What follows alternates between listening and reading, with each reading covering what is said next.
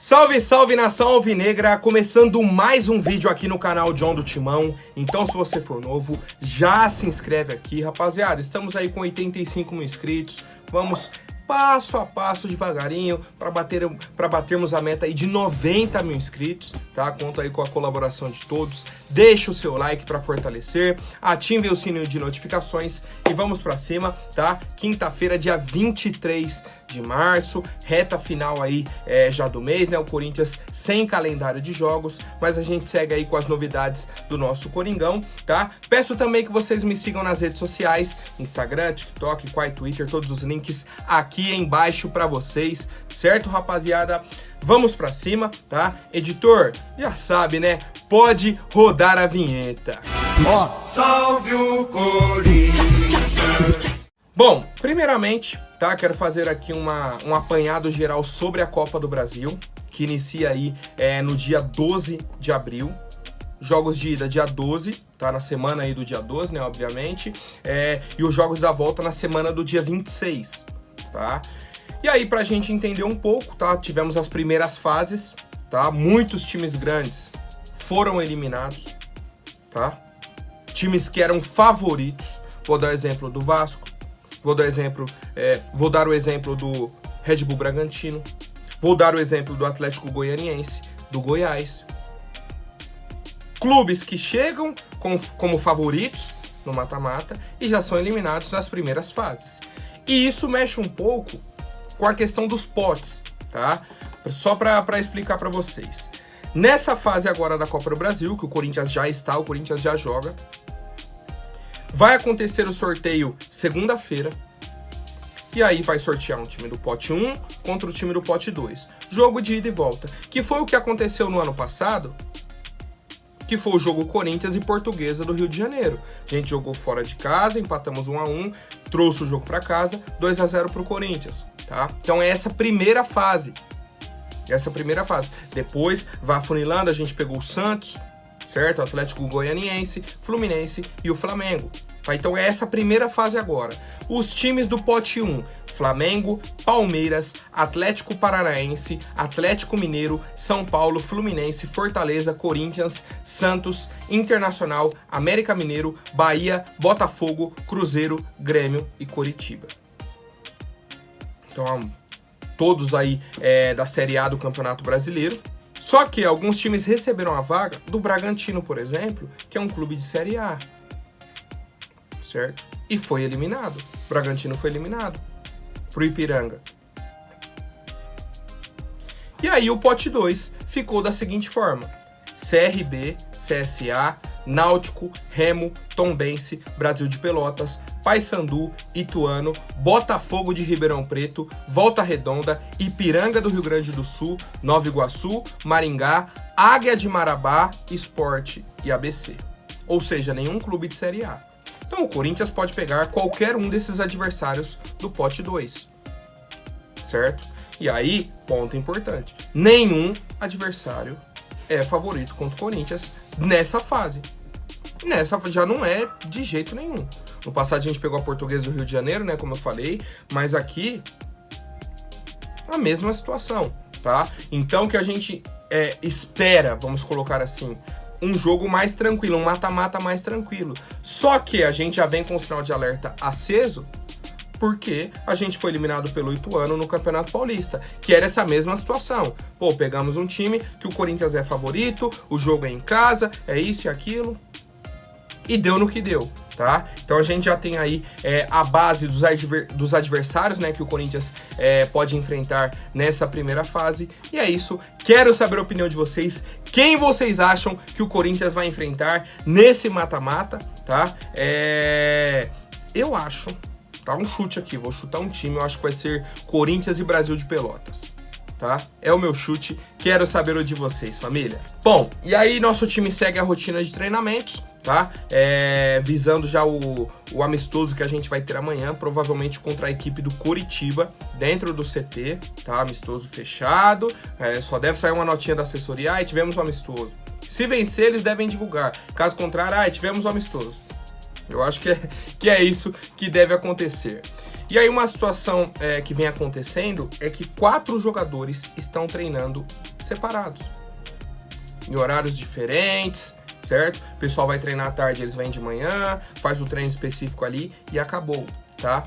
O primeiro deles, Daniel Marcos, lateral direito, cria da base do Corinthians, ultrapassou o limite de idade da categoria de base, certo? Depois aí da copinha do ano passado. Aí foi promovido, veio para o time principal, fez alguns treinamentos, foi emprestado para o Cianorte, sofreu uma lesão no joelho, retornou ao Corinthians para fazer o tratamento e tal. Não tem essa projeção de ser utilizado no nosso time, pelo menos em 2023. E aí treina em separado, aguardando propostas. Tá? Então essa situação aí inicialmente do Daniel Marcos. Temos o Léo Santos, que é um caso até diferente no Corinthians. Um jogador que a diretoria tinha muita expectativa. Sofreu com diversas lesões, estava emprestado para a Ferroviária, né, para jogar aí o Campeonato Paulista. Retornou ao Corinthians, não está nos planos do Fernando Lázaro e tem contrato com o nosso time até o fim do ano. Então ele aguarda uma proposta aí provavelmente de empréstimo, algum clube que o queira aí para a sequência da temporada, para sair de graça no fim do ano. Que é a mesma situação do Luan. Luan treina em separado, aguardando alguma proposta, qualquer novidade aí para a carreira dele. Ou até, quem sabe, uma reintegração ao elenco. Tá? O próprio Duílio falou sobre isso, não foi descartada essa possibilidade, mas nesse momento, hoje, não vai acontecer. Não vai chegar do nada e falar, ó, o Luan faz parte do time agora, vai ser reintegrado, vai jogar. Não. Tá? Então o Luan ainda vive essa indefinição e tem um contrato até o fim do ano. Por fim, temos o Thalisson, tá? Que é um jovem atleta aí que era da nossa categoria de base. No fim do ano tinha acabado o contrato dele. Fim do ano, acabou o contrato. A diretoria foi e renovou por mais 6 meses. O que você pensa? Pô, pelo menos para jogar a copinha, para começar jogando aí no sub-20. Não. Não foi inscrito na copinha, não foi inscrito em nenhuma competição, tem contrato até o meio do ano, vai ficar treinando em separado e vai sair de graça no meio do ano. Ou seja, a pergunta que eu faço é: por qual motivo renovaram o contrato do Thalisson? Quem renovou o contrato do Thalisson? Por que ele está recebendo mais 6 meses de salário se ele nem foi inscrito na copinha? Em nenhuma competição. O cara de dezembro pra cá tá treinando em separado. É isso. Mais 6 meses de contrato pra nada. Tá? Então essa situação aí dos 4 jogadores, quero saber a opinião de vocês. Algum desses tem condições de estarem no time principal do Corinthians? De serem integrados ao nosso elenco? Comentem aí, rapaziada. Bom, e pra você que está com a conta aí pra vencer hoje, amanhã, pertinho aí da data, e você não tá com dinheiro na hora, certo? Ainda não tá com esse valor, entre em contato com o pessoal da Pague Meu Boleto, tá? Tem todos os dados aqui para vocês na descrição. O pessoal ou envia na hora o Pix para vocês, no valor, para vocês efetuarem o pagamento, ou vocês mandam um código de barras e eles efetuam esse pagamento na hora, tá? E aí para fazer isso, precisa ter o limite, tá? No cartão de crédito, para vocês parcelarem esse valor em 12 vezes. Tá? Então vocês já pagam a conta agora e tem aí mais 12 meses para efetuarem esse pagamento parcelado. Certo, família? Vamos para cima. Bom, só uma nota, né? Uma consideração aí. O Kleber Machado foi demitido da Globo depois de 35 anos aí na emissora, né? Ele obviamente marcou época aí nas narrações esportivas, principalmente para o estado de São Paulo, certo? Principalmente diversos títulos aí do Corinthians com narração do Kleber Machado, certo? Inclusive, eu já quero até perguntar para vocês, qual é a narração mais marcante do Kleber Machado que vocês lembram? Qual que é? Eu tenho algumas lembranças, por exemplo, a estreia do Corinthians na Libertadores de 2012, que é o gol do Ralf no último lance. Pô, aquilo ali pra mim é emblemático. Acho que da Libertadores de 2012, quase todos os jogos. Tem o gol do Paulinho contra o Vasco, nas quartas, no Pacaembu, que é o gol de cabeça do Paulinho, que ele sobe no alambrado pra abraçar o torcedor. Tem o gol do Romarinho na Bombonera. Olha o Romarinho! Pô, esse daí é emblemático demais, tá? Fora outros títulos do Corinthians, tá? É o próprio Brasileirão de 2017, o Paulista de 2018, certo? Em cima ali do Palmeiras. O Paulista de 2019 em cima do São Paulo, com gol do Wagner Love. Então, assim, são muitas narrações que a gente tem lembrança. Isso eu tô falando das mais recentes. Se a gente for puxar lá atrás, tem muita coisa, tá? Muita coisa mesmo, certo? E aí eu queria saber a opinião de vocês. Qual é a narração do Kleber Machado mais emblemática sobre os jogos do Corinthians, tá? E aí a Globo emitiu a nota oficial, tá? Falando aí do desligamento dele e tudo mais. Nos últimos 35 anos foi um cara aí que narrou grandes momentos do esporte e tal. Eu particularmente, nos últimos anos, sei lá, 2, 3 anos, não vinha gostando da narração do Kleber Machado, tá? Achava que ele tava meio disperso assim no jogo, mas aí é uma opinião pessoal minha, certo? Ele pode concordar, pode discordar, mas eu achava que ele tava meio disperso do jogo, não tava tão focado assim, tá? Uma impressão minha como torcedor, que acompanhava principalmente quando ele narrava os jogos do Corinthians. Mas é isso, rapaziada. Comentem aí, por favor. Só essa nota aí que o Kleber Machado não narra mais os jogos pela Globo. Vamos ver, né? Vamos ver aí quem que a Globo vai colocar, principalmente, tá? Principalmente para os jogos de Campeonato Brasileiro e Copa do Brasil nessa reta final, família. Bom, agora falando sobre o Tite, tá? Ele vive aí ainda na cidade do Rio de Janeiro, está descansando no período aí pós-Copa do Mundo. A torcida do Corinthians ainda vivia a expectativa. Pô, Corinthians contratou o Fernando Lázaro, ele vai ficar o Campeonato Paulista. Depois disso, vem o Tite. Então o Fernando Lázaro está só preparando o terreno para o Tite. Era a informação, era a opinião, a teoria que o pessoal tinha. E aí a gente cai na realidade e vê que não tem nada disso. Nada disso. O Tite prometeu à mulher dele, né, que não assumiria nenhum clube brasileiro em 2023.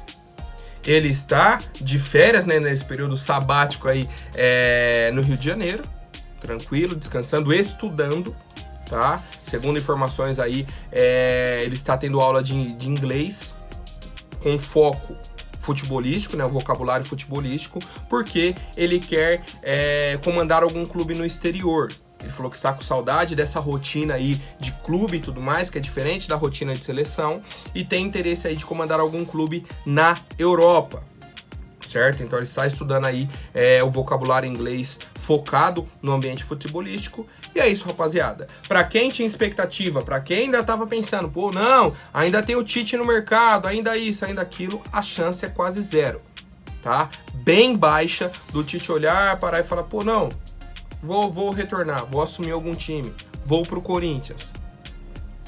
Porque primeiro a diretoria teria que voltar atrás e falar, ó, o Fernando Lázaro não é mais nosso treinador. Vamos trazer o Tite. É até uma pergunta que eu faço para vocês. Se hoje, numa situação hipotética, o Tite parasse e falasse, ó, quero comandar um clube brasileiro, o Corinthians deveria fazer uma proposta ou não? É a dúvida que eu tenho, é o questionamento que eu tenho, até para entender um pouco da avaliação dos torcedores sobre o trabalho do Fernando Lázaro. O Corinthians deveria, nessa janela, ir atrás de um treinador ou mantém o Lázaro, tá? Porque eu vejo muita gente pedindo outros treinadores e a saída do Lázaro, certo? Quero saber a avaliação de vocês sobre o próprio Tite, tá? E também sobre o trabalho do Fernando Lázaro à frente do Corinthians, família. Bom, agora rapidinho antes da última notícia, vou pedir para quem não for inscrito, se inscreva aí embaixo e já deixem o like para fortalecer. Rapaziada, ontem o perfil Central da Bola, tá, trouxe a seguinte informação. O Corinthians avalia fazer uma proposta pelo centroavante Allan Kardec do Atlético Mineiro. A diretoria do Clube Paulista entrou em contato com os mineiros, para discutir a possibilidade. E eu falei, Allan Kardec? Fazia tempo até que eu não ouvia o nome do Allan Kardec. Ele está com 34 anos, centroavante, certo? Tá no Atlético Mineiro, já rodou aí por diversos clubes no futebol brasileiro, Vasco, Internacional, Santos, Palmeiras, São Paulo, tá? Aqui no estado de São Paulo, dos 4 grandes, só não jogou no Corinthians. Só não jogou no Corinthians. E aí retornou pro Galo no ano passado. Desde que ele chegou, ele fez 13 jogos, 2 gols. Esse ano ele não entrou em campo ainda, tá? Esse ano ele ainda não entrou em campo. E aí, a informação é a seguinte, tá? O pessoal do meu timão foi atrás da diretoria do Corinthians, da diretoria do Galo, falou, pô, temos aqui essa informação, o pessoal trouxe aí na imprensa e tudo mais, o Corinthians estaria atrás do Allan Kardec. E aí a diretoria respondeu, não existe interesse no centroavante Allan Kardec, tá? Não existe negociação, não existe interesse, não existe esse contato do Corinthians com o Galo, não existe nada entre Corinthians e Allan Kardec. Certo, rapaziada? Só pra gente ter aí essa atualização, acho que é importante trazer esse tipo de informação pra vocês, nessa verificação, não tem negociação do Corinthians com o Kardec. O Duílio falou que estava atrás de centroavante, estava atrás de atacante, mas o Kardec não é a opção pra diretoria. Porque, pô, você já tem o Júnior Moraes com 35 anos.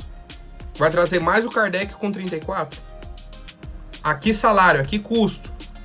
Certo? Então, assim, Corinthians não negocia com Allan Kardec. E aí, a pergunta que eu faço pra vocês é a seguinte.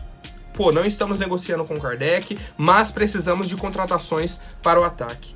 Qual nome vocês dariam como sugestão para a diretoria? Pô, se eu fosse o diretor, eu iria atrás de tal jogador. Comentem aqui, por favor, família. Por hoje é isso. Amanhã eu volto com mais novidades sobre o nosso Coringão. Até mais. Um forte abraço e vai, Corinthians!